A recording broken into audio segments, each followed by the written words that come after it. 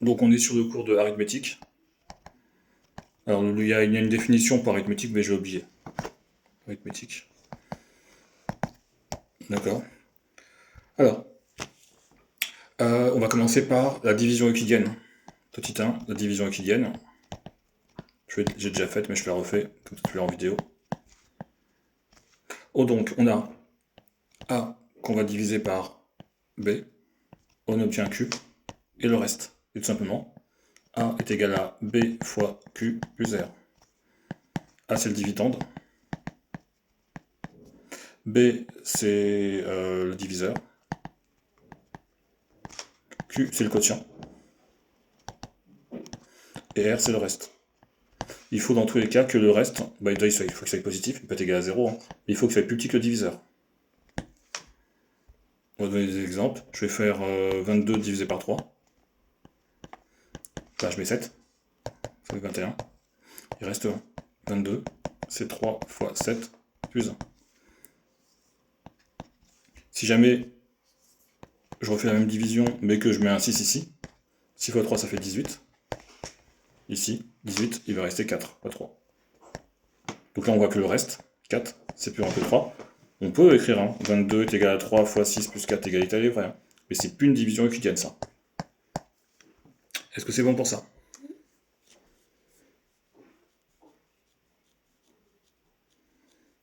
Alors, si jamais ton reste il vaut 0, donc là on va faire diviseur et multiple. Donc là c'est du vocabulaire. Donc c'est du vocabulaire qu'il faut avoir en troisième. En même temps ça permet de comprendre un petit peu la multiplication et la division. Si jamais dans ta division euclidienne, le reste il vaut 0. 22 divisé par 2, 11 fois. Donc je fais mon 22 et il reste 0. Donc c'est-à-dire que 22 est égal à 2 fois 11. D'accord. On va l'écrire. A sur B. Il reste, ouais, c'est que le quotient. Et il reste 0. Donc simplement, A est égal à B fois Q. D'accord. On peut dire que A est un multiple de B dans le vocabulaire. Ça veut dire que si tu prends B, tu multiplies par un entier. Alors, j'ai pas précisé, hein, mais il faut que A, B, Q soient des entiers. Hein. Partout au-dessus, hein, pour la division euclidienne, on est sur des entiers. Hein. Si A égale B fois Q, je vais donner un exemple tout simple, hein, 22. J'ai déjà donné l'exemple, est égal à 2 fois 11. On dit que 22 est un multiple de 2. D'accord. On peut dire aussi, alors, que A, une fois que tu as écrit ça, tu peux aussi écrire que A est un multiple de Q, automatiquement. Puisque tu peux inverser. 22 égale 2 fois 11, 22 égale 11 fois 2, il n'y a aucune raison, c'est pas une position. D'accord. Donc A c'est un multiple de B, A c'est un multiple de Q. B est un diviseur. Donc B est un diviseur de A. D'accord. 2 est un diviseur de 22. Tant qu'on y est, on peut dire que 11 aussi est un diviseur. D'accord. Automatiquement.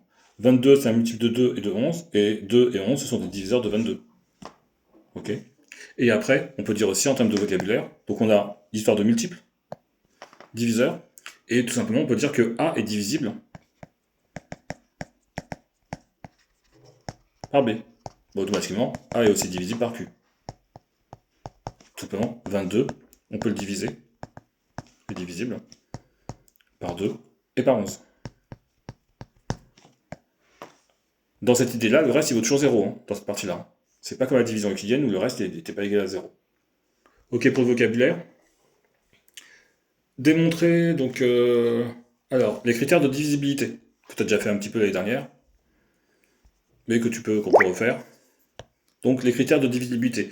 Un nombre est divisible par 2, je vais mettre comme ça, divisible dérivé par 2, si et seulement si il se termine par 0, en gros si c'est un nombre pair, par 2, par 4, par 6 et par 8. D'accord. Donc si c'est un nombre pair, tout simplement. C'est identique à si et seulement si ton nombre est pair. Un nombre est divisible par 3 si la somme de ces chiffres, c'est seulement si, ça c'est pour dire somme, je m'intéresse, somme de ces chiffres est divisible par 3. Je donne un exemple. 17, 3, 1. D'accord? Je fais la somme, alors je mets pas égal, hein, je fais la somme de ces chiffres, ça fait 1 plus 7 plus 3 plus 1. Ça fait, ici ça fait 8, ça fait 9, ça fait 12. Et 12 c'est divisé par 3. Pourquoi? Donc, soit je refais pareil, hein, je refais 1 plus 2, ça fait 3, et 3 est divisé par 3. Soit je fais 12 divisé par 3, 4 fois 3 ça fait 12, il reste 0. Dès qu'il reste 0, c'est que je suis divisible par 3. Ou, j'ai refait la somme ici, par rapport à 12, 3 divisé par 3, il va une fois 3 ça fait 3, moins 3, il reste 0. Donc, si 3 est divisible par 3, 12 est divisé par 3, et 1731 est divisé par 3. C'est bon pour la règle de division par 3. Divisible par 4, c'est C et seulement si. Donc, le nombre formé par les deux derniers chiffres, est divisible par 4. Je donne un chiffre au hasard, hein, 1731. Je prends les deux derniers, 31. Je regarde si c'est divisible par 4. Je vais faire du 7. Il reste 3, donc non. Parce qu'il faut avoir 0. Dans tous les cas, il faut poser la division. Bah, tu regardes si c'est divisible par 4 ou pas, si tu sais le faire. Moi, le problème, c'est que pour t'expliquer, je suis obligé de le faire. Si je te dis 31, c'est pas divisé par 4, tu vas me dire, mais pourquoi c'est pas divisé par 4? Là, je te le prouve. D'accord? 1732, je prends les deux derniers. Il va 8 fois. 8 fois 4, 32. Il reste 0. Bah, je connais pas tous les nombres qui sont divisés par 4, si tu veux. Donc, même de 0 à... Si, je les connais plus ou moins, de 0 à 99, parce que tu prends que les deux derniers. Donc, tes deux derniers chiffres, ils sont ici. Ça va varier de 0 à 99. Donc, je sais plus ou moins lequel est divisé par 4. Mais pour te l'expliquer. Alors, un nombre divisible par 5, bah, c'est facile, hein. C'est seulement si il se termine par 0 ou par 5. Un nombre divisible par 10, bah, si se termine par 0. C'est seulement si il se termine par juste 0. Et un nombre divisé par 9, c'est seulement si la somme de ces chiffres, donc la somme de ces chiffres toujours, est divisible par 9. Est un multiple. Et bon, c'est pareil, hein, est un multiple de 9 ou est divisible par 9. Est divisible par 9. Bon, j'écris très mal, mais je parle en même temps. Alors, tu vas me dire, mais pourquoi tu as mis multiple ou divisible? On va remonter en haut sur divisible et multiple. A est un multiple de 2B, d'accord? Donc ton nombre est un multiple de 9, ou A est divisible par B. Si ton nombre dont on parle est un multiple de 9, de B, donc, il est aussi divisible par B, en termes de vocabulaire. Je vais prendre un exemple, je vais prendre 99, bah, c'est 9 fois 11. D'accord, donc on sait que c'est divisible par 9, de toute façon. 99, 9, voilà, il reste 0. Donc, on peut dire que 99 c'est un multiple de 9, ou 99 est divisible par 9. D'accord. On peut mélanger ces critères. Un nombre est divisible par 10, c'est divisible par 5 et par 2. Bon, ça c'est pas pour toi.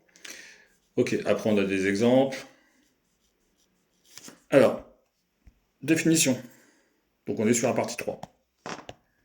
Donc la partie 1 c'était la division euclidienne. La partie 2, on va dire c'était les critères de divisibilité. Mais on avait aussi un peu de vocabulaire. Donc là il faudra faire une fiche sur ça. D'accord? Qu'est-ce que c'est que multiple, diviseur et divisible? Ok pour ça. Là maintenant on est sur une nouvelle partie, ce sont les nombres premiers. Donc déjà, définition, un nombre premier, c'est un nombre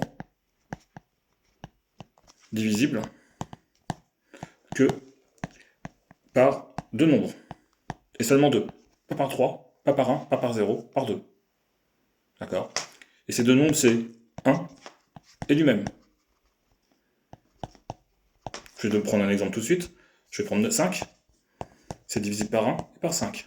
C'est un nombre premier. Ils sont deux. Il y a bien deux diviseurs. Je vais prendre 3 comme exemple. 3 divisible par 1 et par 3. Ils sont deux. 1, c'est divisible que par 1. Ça marche pas. C'est pas un nombre premier, parce qu'il nous en faut deux. D'accord?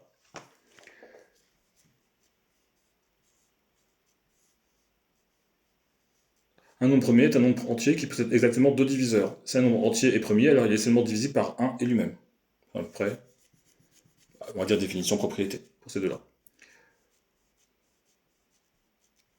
Alors, petite définition ou tout théorème, ça s'appelle le théorème fondamental de l'arithmétique, c'est un théorème fondamental de l'arithmétique, il y en a plein de théorèmes en arithmétique, hein. Tout nombre entier positif peut s'écrire sous la forme de nombre de produits, sous la forme d'un produit de nombre premier. Je vais prendre par exemple 25, j'ai mis au hasard, hein. 5 fois 5. Donne-moi un nombre avec trois chiffres. 349. 349. Alors, euh, 349, alors il faut chercher les diviseurs. On va essayer de le décomposer en diviseurs. Donc 349 par exemple, on va déjà regarder si c'est divisible. Bon, par 1, ça ne sert pas à grand chose. Par 2, non. Par 3, je viens de vérifier, ça marche pas. Par 4, on regarde les deux derniers chiffres. Par 4, ça marche pas. Par 5, il ne se termine pas par 5. Par 6, bah, si pas divisible, et par 2 et par 3, il ne sera pas divisible par 6, hein. Par 7, bah, faut tenter de 7. D'accord. Donc normalement, on fait ça à la calculatrice si on a une calculatrice sous la main. Donc, on prend 34 ici. Je vais prendre du 4. Parce que si je prends 5, ça fait 35. 4 fois 7, il va rester 6. Et là, ça fait 69. D'accord. C'est pas divisé par 7. Je crois que 349, il va bien nous embêter, hein. 349, vous êtes un mauvais choix, mademoiselle. Prenez-moi un autre d'autres chiffres.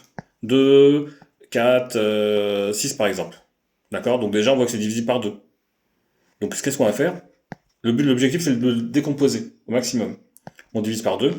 Bon, on y va tout de suite, hein. Bah, je vais le faire tout de suite sans faire le poser, hein.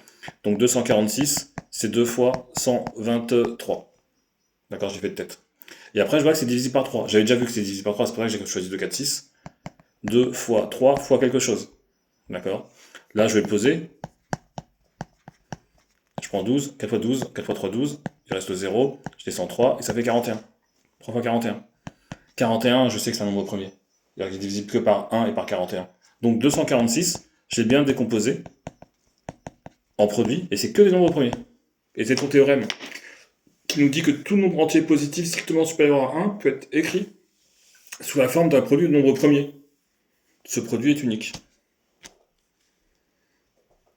Après, tu veux juste changer l'ordre. Tu peux faire 2 fois 3 fois 41 ou 3 fois 2 fois 41, mais c'est le même produit. Voilà pour ça. Et après, c'est des exos. C'est tout. Oui. Après, c'est de l'applicatif. On y va sur tes exos.